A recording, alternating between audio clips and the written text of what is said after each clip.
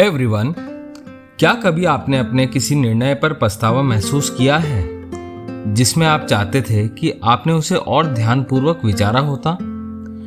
Mental models बेहतर निर्णय लेने के लिए फ्रेमवर्क प्रदान करते हैं। इन मॉडल्स के डाइवर्स सेट के साथ अपने आप को इक्विप करके हम कई नए पर्सपेक्टिव से सिचुएशंस को देख सकते हैं, फायदे और नुकसान को अधिक प्रभावी ढंग से मूल्यांकित कर सकते हैं और पोटेंशियल आउटकम्स को पहले से ही अनुमान कर सकते हैं। यह मेंटल मॉडल्स आपके लिए स्विस आर्मी नाइफ के पास होने के समान है, जहां हर टूल या मॉडल को स्पेसिफिक परिस्थितियों के लिए प्रयोग किया जा सकता है।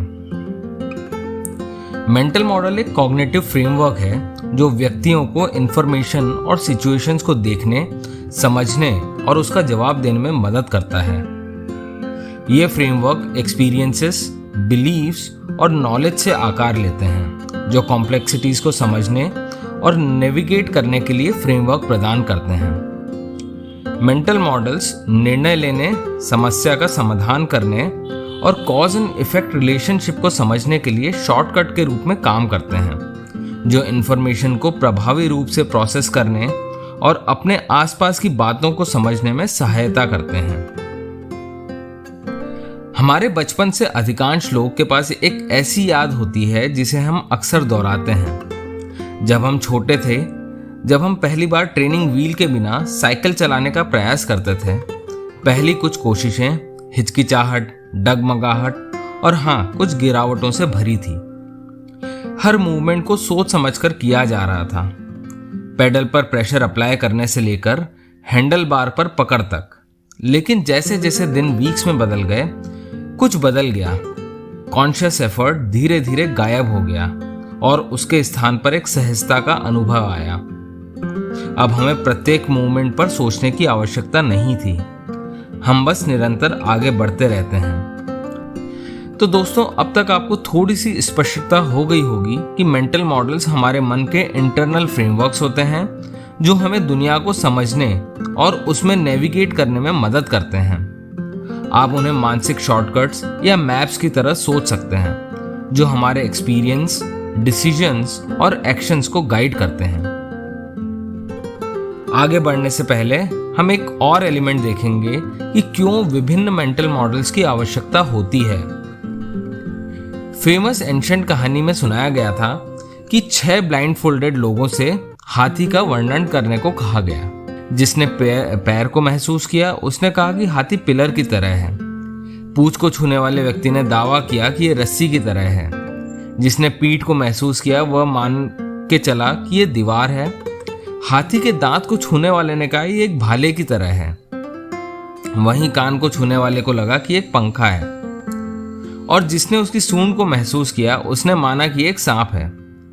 हर किसी का अपना एक वर्णन था, लेकिन किसी ने भी हाथी का पूरा रूप नहीं समझा। यह कहानी सिंगल पर्सपेक्टिव की लिमिटेशंस को उजागर करती है।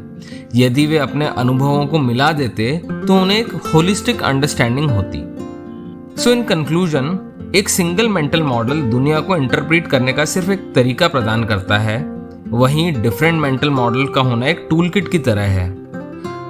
यह स्थितियों को फ्लेक्सिबिलिटी और डेप्थ के साथ देखने में सक्षम बनाता है।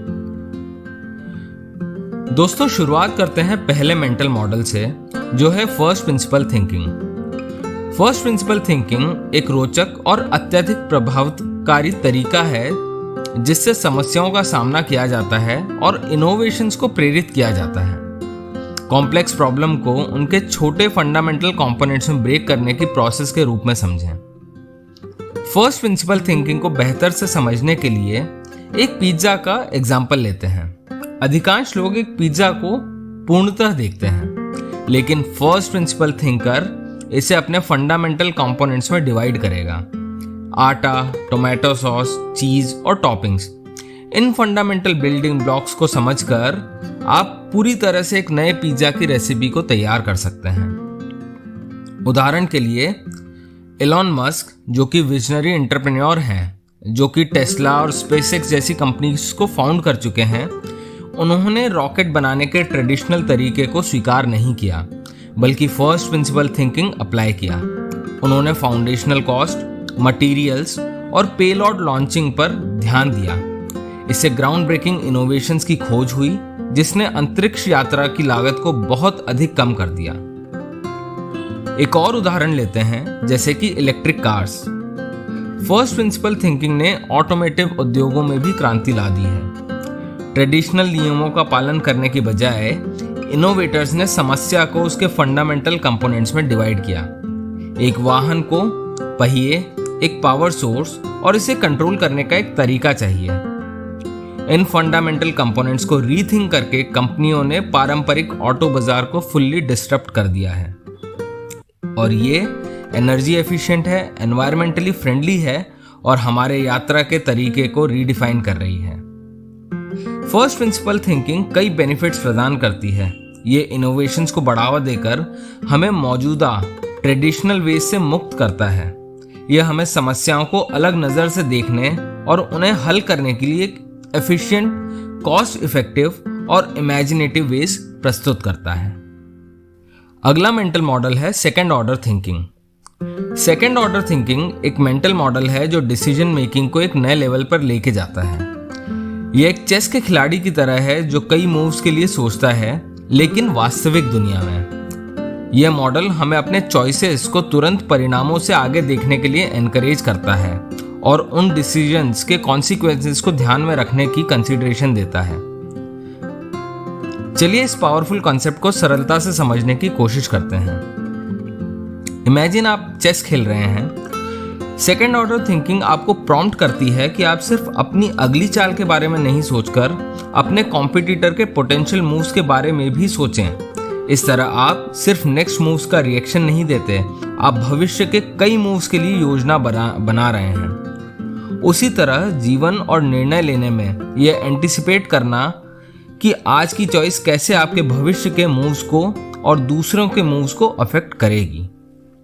आज की दुनिया में सेकेंड ऑर्डर थिंकिंग का एक प्रमुख उदाहरण है सस्टेनेबल अर्बन प्लानिंग के फील्ड में, विशेष रूप से डेनमार्क के कोपेनहेगन सिटी में। शहर ने वर्तमान समस्याओं से आगे बढ़ने के लिए एक लॉन्ग टर्म विजन अपनाया है जो इमीडिएट कंसर्न से आगे है।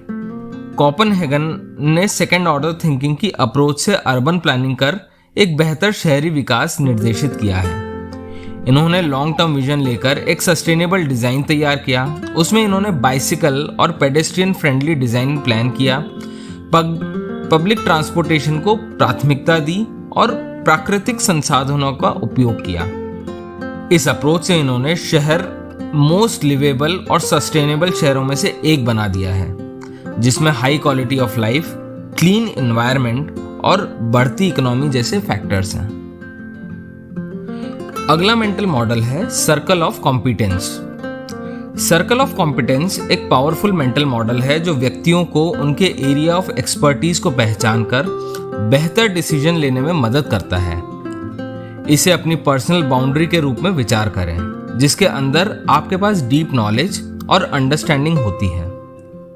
यह आपकी अपनी क्षमताओं का एक मैप होने के समान है, जो आपको उसमें रहने के लिए गाइड करता है जिसमें आप सबसे अच्छे हों। सर्कल ऑफ कॉम्पिटेंस को बेहतर समझने के लिए इसे एक सर्कल के रूप में समझें जो आपके नॉलेज, स्किल्स और एक्सपीरियंस को रिप्रेजेंट करता है। इस सर्कल के अंदर वे क्षेत्र हैं जहां आपके पास गहरी समझ है और इसके बाहर वे क्षेत्र हैं जहां आपकी विशेषज्ञता कम है। अपने सर्कल ऑफ कॉम्पिटेंस की लिमिट्स को पहचानना महत्वपूर्ण है, क्योंकि यह आपको ऐसे एरियाज में जाने से बचाता है जहां आप अनइन्फॉर्म्ड डिसीजन ले सकते हैं। इसके लिए एक एग्जांपल डिस्कस करते हैं, इन्वेस्टिंग। यदि आप टेक्नोलॉजी इंडस्ट्री में एक्सपर्ट हैं तो टेक स्टार्टअप्स में बड़ा इन्वेस्टमेंट करना आपके लिए इजी होगा, क्योंकि आप उनकी गतिविधियों को समझते हैं, आप डायनामिक्स को समझते हैं। इसके विपरीत यदि आपको क्लोथिंग लाइन स्टार्टअप के बारे में कोई जानकारी नहीं है तो यहाँ निवेश करना रिस्की हो सकता है। आपका सर्कल ऑफ कॉम्पिटेंस आपको उसी में रहने के लिए मार्गदर्शन करता है जिसमें आप सबसे अधिक जानते हैं। शार्क टैंक में आप अक्सर सुनते होंगे जब शार्क्स कहते हैं कि ये मेरी एक्सपर्टीज नहीं है और मैं यहाँ इन्वेस्ट नहीं कर सकती या कर सकता हूँ। यही होता है सर्कल ऑफ कॉम्पिटेंस। दोस्तों, आज की वीडियो को विराम देते हुए मैं आप सभी से यह कहूंगा कि आप इन मेंटल मॉडल्स को समझें और अपने डिसीजंस में इन्हें शामिल करने के लिए ट्राई करें। यह सीरीज आपको नए और सरल तरीकों से सोचने की इंस्पिरेशन देगी और आपकी डेली लाइफ में नए दिशाओं को खोलेगी। यह सिर्फ शुरुआत है। आने वाले समय में हम और अधिक मेंटल मॉडल्स को डिस्कस करेंगे और उन्हें अपने जीवन में डिफरेंट एरियाज में उपयोग करने के तरीके सीखेंगे। अगर आपको ये वीडियो इन्फॉर्मेटिव लगा हो तो कृपया इसे लाइक और शेयर करें और चैनल को सब्सक्राइब करें। Thank you.